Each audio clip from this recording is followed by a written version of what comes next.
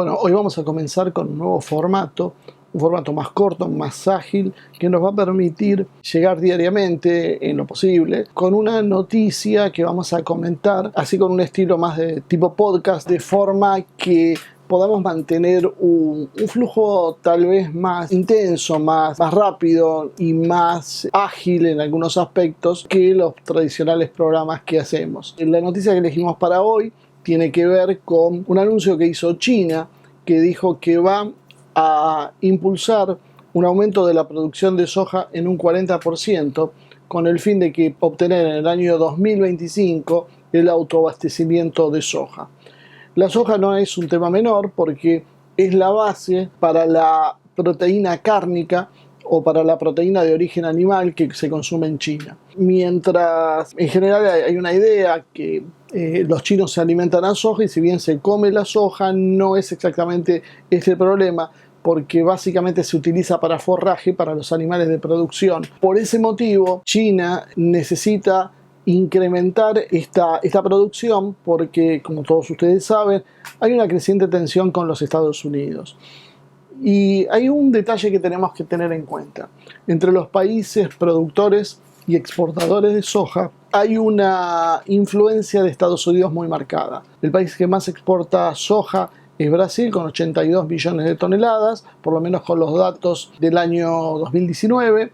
Estados Unidos le sigue con 64 millones de toneladas. Argentina bastante atrás viene con 6.360.000 toneladas. Canadá con 4.400.000. Uruguay 2.100.000.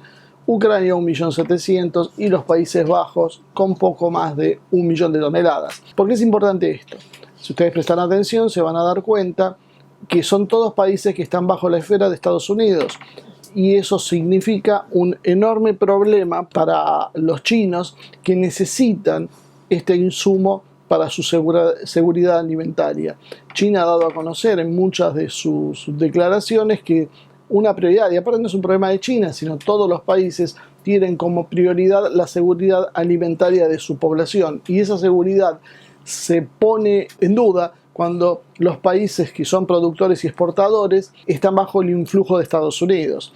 En la actual situación de tensión y con una condición de enemigos estratégicos, porque tengamos en cuenta que Rusia es un rival, podríamos decir, geopolítico, pero en función de sus capacidades militares. En cambio, en el caso de China, su economía es la que rivaliza con Estados Unidos, y de hecho lo hace con tanto éxito que ya la ha superado, y esto está presionando en forma determinante al mundo anglosajón para detener el avance chino. De esta manera, si su seguridad alimentaria depende de países que están bajo la influencia de Estados Unidos, esa seguridad en realidad es bastante endeble. Por ese motivo, China, y en consideración con la escalada de los acontecimientos que los está poniendo casi diríamos en una situación límite, muy cerca ya de una guerra. Tal vez estamos viendo ya una guerra en distintas áreas. Estamos viendo una guerra en lo que tiene que ver con lo psicológico, lo cultural, lo informativo, lo cibernético, y probablemente también lo estamos viendo en lo biológico. Pero este tipo de enfrentamientos no son muy visibles, no son tan claros de determinar como es obviamente un conflicto armado, cinético, donde chocan los ejércitos. En el estado actual de la situación, bueno, China ha decidido que no puede seguir dependiendo de los mercados externos, y se ha lanzado entonces a aumentar su producción para, dentro de apenas 3 años, tener cubiertas sus necesidades de soja, y eso significa un problema para los países que son proveedores. El primer problema es obvio. Al China dejar de importar, países como la Argentina se van a encontrar con un mercado que no existe más, y por lo tanto deberán reubicar su producción, lo cual seguramente va a ser bastante difícil porque los volúmenes que consumía China no van a ser tan fáciles de ubicar en otros lugares, porque esta situación se va a repetir en todos aquellos países, como por ejemplo Brasil, que mencionábamos al principio, que también necesitarán encontrar mercados de reemplazo. Y esto seguramente también presionará a la baja los precios de la soja. Si funciona a la baja, bueno, el pequeño viento de cola que se ha conseguido en los últimos meses en función del alza de las materias primas, y entre ellos el precio de los alimentos, seguramente se verá complicado. En esta situación Argentina debería tener alguna posición diferente, debería tener un plan de contingencia, un plan que le permita mantener ese flujo de divisas que necesita para pagar su deuda externa y para que no se deteriore su balanza comercial. La situación argentina en materia financiera sabemos todos que es muy precaria, es muy endeble y exactamente por ese motivo necesita tener alguna alternativa. El problema de esto es considerar las alternativas viables.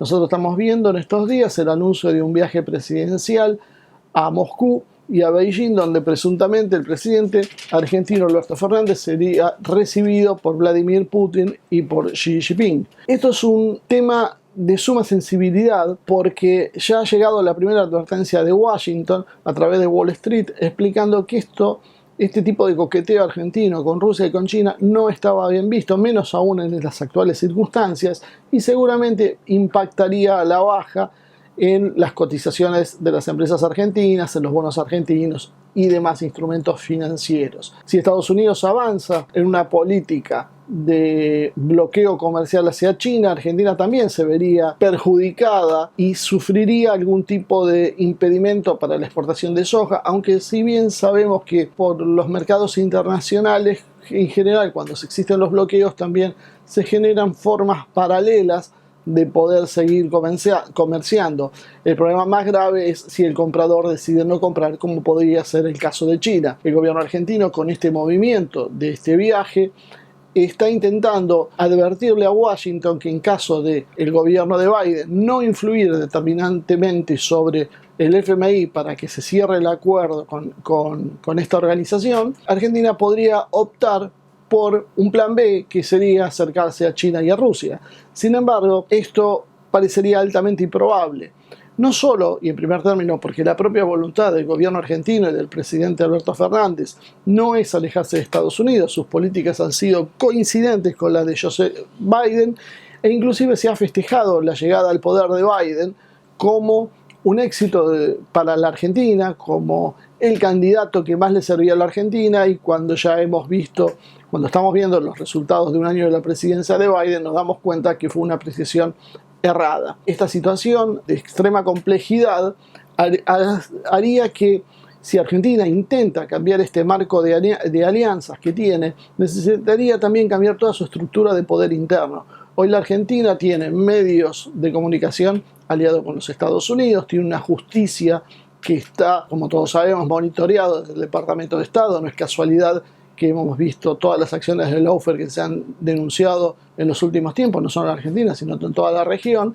Pero también tenemos un grupo de empresarios que está aliado firmemente con Estados Unidos, una clase media acostumbrada a mirar como meca a Miami, y esa gente en general no ve con buenos ojos abandonar los Estados Unidos por China. Tenemos un problema en la academia, donde la gran mayoría de los profesores han sido formados en Washington o en Londres y alguno que otro en España o Francia, pero la marca ideológica se les nota.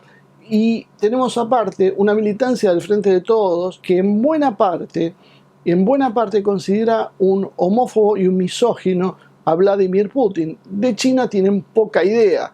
Las políticas que lleva a cabo Alberto Fernández son las opuestas a las que lleva China y las que lleva Rusia, y en esas circunstancias es muy difícil para el propio gobierno poder alinear su tropa en función de un cambio de estas características, cuando debería, tarde o temprano, comenzar a desmantelar todo su ideario político sobre el cual ha basado sus 2 años de gestión. Las posibilidades de que haya voluntad política de hacer esto realmente son bastante bajas, y más bajas aún son las posibilidades de realmente poder hacerlo. El intento fallido de, podríamos decir así entre comillas, apretar a Washington con la idea de coquetear con China en un momento tan candente donde Estados Unidos, China y Rusia están al borde de una guerra. Esto lo vemos diariamente en las acciones militares que se están tomando y en las amenazas y advertencias que se están profiriendo a los países.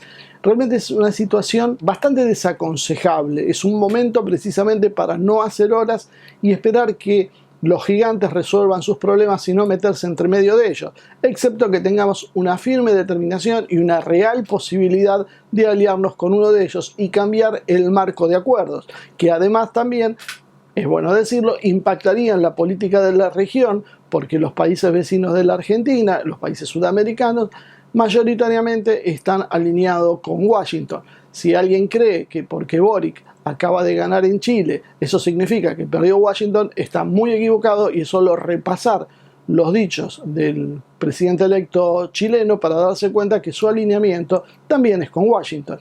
En función de toda esta situación, amerita que el gobierno argentino se plantee realmente qué es lo que está haciendo, actúe con madurez, comprenda cuál es la geopolítica mundial, comprenda dónde está parado y hacia dónde va el mundo, y recién ahí, en función de eso, tratar de trazar un nuevo marco político y diseñar una política exterior acorde con ese marco. Por el momento hemos visto solamente contradicciones, dudas, vacilaciones, marchas y contramarchas que eran tolerables en una situación relativamente estable como la que se ha vivido años pasados, pero en la actual situación de tensión es absolutamente desaconsejable y puede traer pésimos resultados para el país.